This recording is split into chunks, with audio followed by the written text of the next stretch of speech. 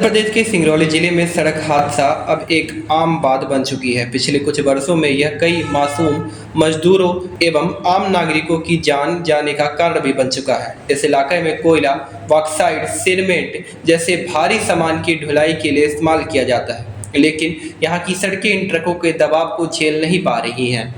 सड़कों की खराब स्थिति है, ट्रैफिक व्यवस्था कमजोर है और प्रशासन की लापरवाही ने हालत को और भी ज्यादा खतरनाक बना दिया। प्रशासन ने अब शहर के भीतरी इलाकों में भारी वाहनों के प्रवेश पर रोक लगा दी, यानी नो एंट्री को लागू करने का फैसला किया।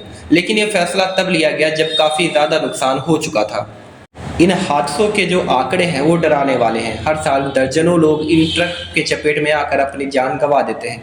हाल ही में भदौरा क्षेत्र में हुई एक बड़े हादसे ने सबका ध्यान खींचा। एक ट्रक हादसे में मौत के बाद लोगों को सड़क पर उतरने के लिए, विरोध प्रदर्शन करने के लिए, चक्का जाम करने के लिए मजबूर किया, जिसके बाद प्रशासन पर दबाव बना और अब जाकर कहीं पूरे शहर में नो एंट्री जैसा सिस्टम लाया गया।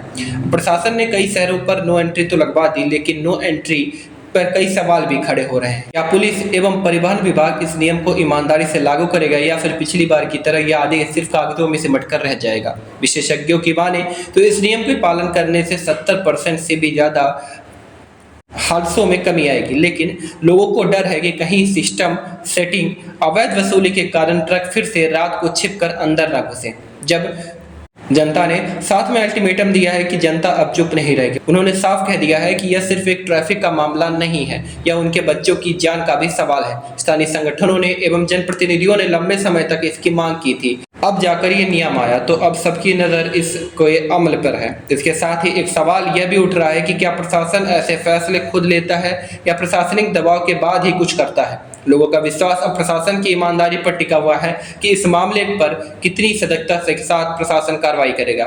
अब सवाल यह है कि नो एंट्री तो लागू कर दी गई, पर क्या इस पर अच्छे से अमल भी किया जाएगा? लेकिन असली परीक्षा तो इसके सख्ती से पालन पर एवं निगरानी पर है। यदि प्रशासन और जनता मिलकर काम करे तो सिंगरौली की सड़कें फिर से सुरक्षित बनाया जा सकता है, वरना हर अगली मौत के बाद सिर्फ एक नया आदेश, एक नया प्रदर्शन सामने आएगा।